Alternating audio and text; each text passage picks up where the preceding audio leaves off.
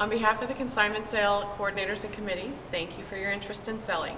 There are just a few things we'd like for you to keep in mind as you're tagging all of your merchandise for the sale.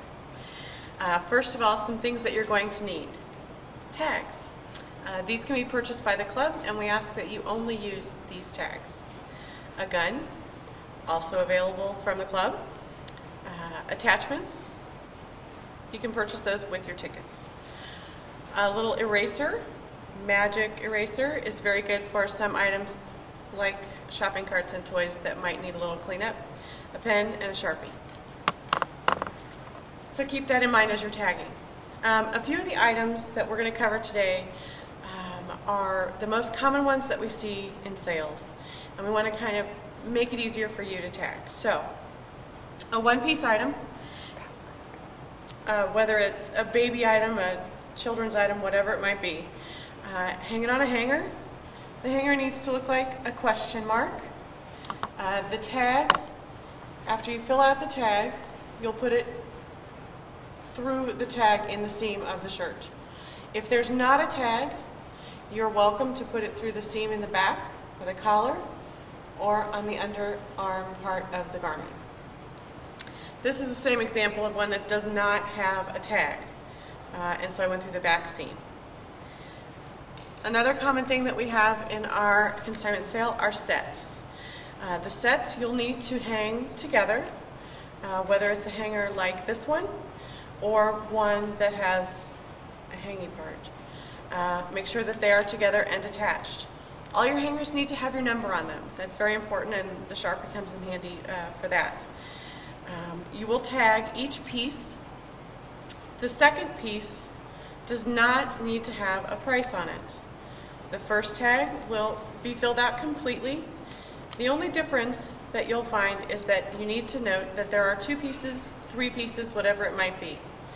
If you sell one set and you have another set that is matching, you're welcome to bind them together and sell them, but you will need to make sure that each set is priced individually. The second tag that you will find on the second piece will be just like the first one, except it will not have a price, and it will say 2 piece of 2. The other thing that you'll find that you might use the gun for are the stuffed animals. This stuffed animal, you need to make sure that the tag is easily found, and you'll put it through with a gun, not with tape. Please use a gun for your stuffed animals. Shoes, be sure that they are put together. You can use attachments for this or yarn. You'll also price them. Be sure that your shoes, if they can be polished, are polished. I think you'll find that they sell better. Some of the items that you might run across that you would not use a gun for, but rather you would use masking tape. Painter's tape is the best because it won't tear, for example, books or leave marks or take 25 minutes to get off in the checkout line.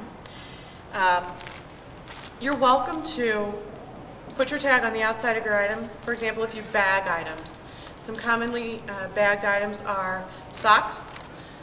I also have some burp cloths. And fill out your tag completely and make sure that you adhere it with a little bit of tape. You don't need to go crazy with the tape. This is a great example of a game. Be sure that you complete the tag, put it on the front of the game, not on the underside, not on the side, but on the front. And this game happens to have a lot of pieces.